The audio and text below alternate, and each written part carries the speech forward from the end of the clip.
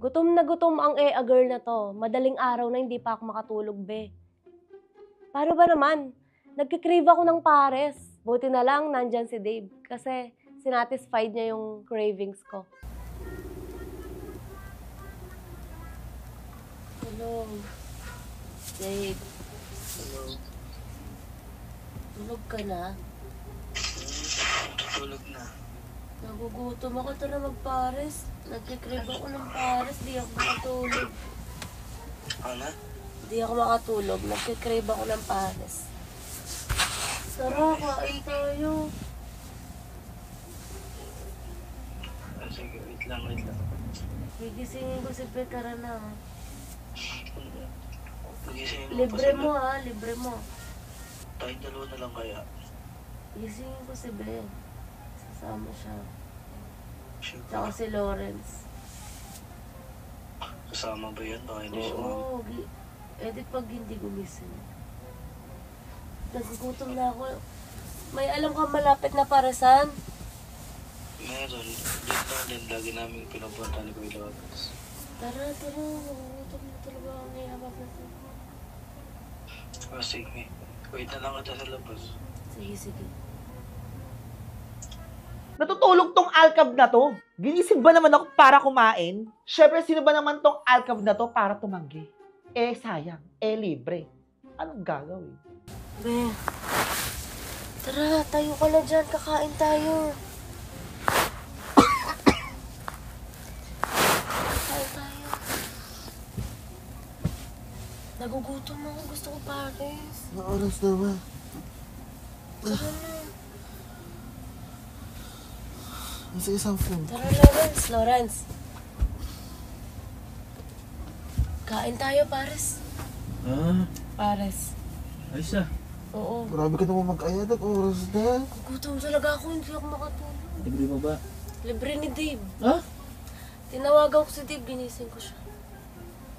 Gutom ako. Hindi ka na nahiya nung oras na. Tinawagan mo pa. Gutom din yun. Tara na. Huwag na kayo mag-ayos.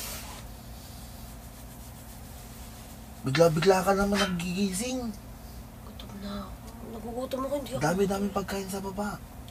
Gusto ko nga. Nagkikrave nga ako ng pares. Tara na. Tara. Mo to, Colleen. Pagkasama mo yan, tapos libre mo. Full tank yan. Ayan o. Di man May pala. gusto mo. Di man pala. Kuripot. Ang hiyaba. Parang ganado ka natin sa Dave. Tama na. Inubo tuloy. Kaltay na may Mahawa na kayo sa amin yan. May ubo ka rin? Kaunti na lang. Pag sinisipag ka. Tara, Shabu! Siya buhay ko. Ganun talaga pag soulmate. Sabi nagkakasakit. Kailan ka pa nakakapagsalita, Dave?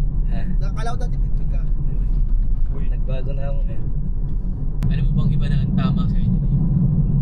Tingnan mo, ginising mo siya ng alas 3 na madaling araw. Actually, before 9. Para mag-Paris. Siyempre. Alam mo, ang galing nang gigising ka, tapos siya din naman nilibre sa rao. Gutom din daw siya. Hindi, okay lang. Hindi, okay lang. Pero alam mo, ngayon ko lang ulit nakita ng ganito pabango ng kotse. Ay, nakita. Naamoy. Oo nga, ang bango.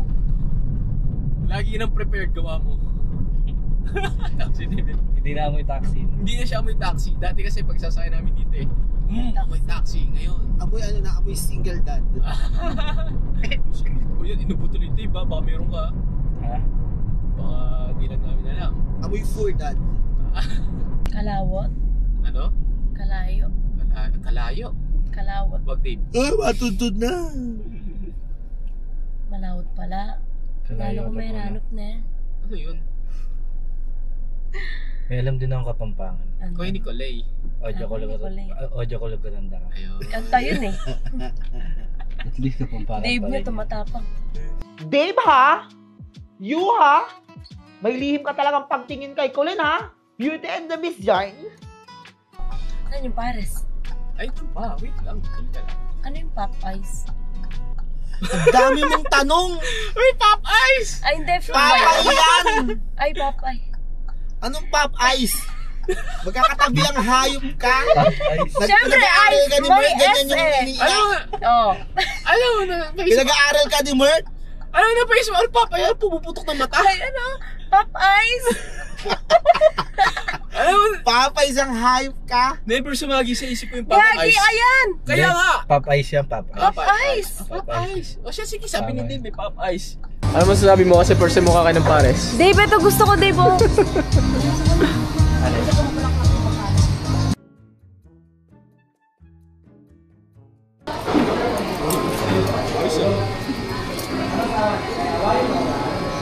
Uy, kulang ng itlog. Tinitsura mo na naman. Kulang itlog, dalawa.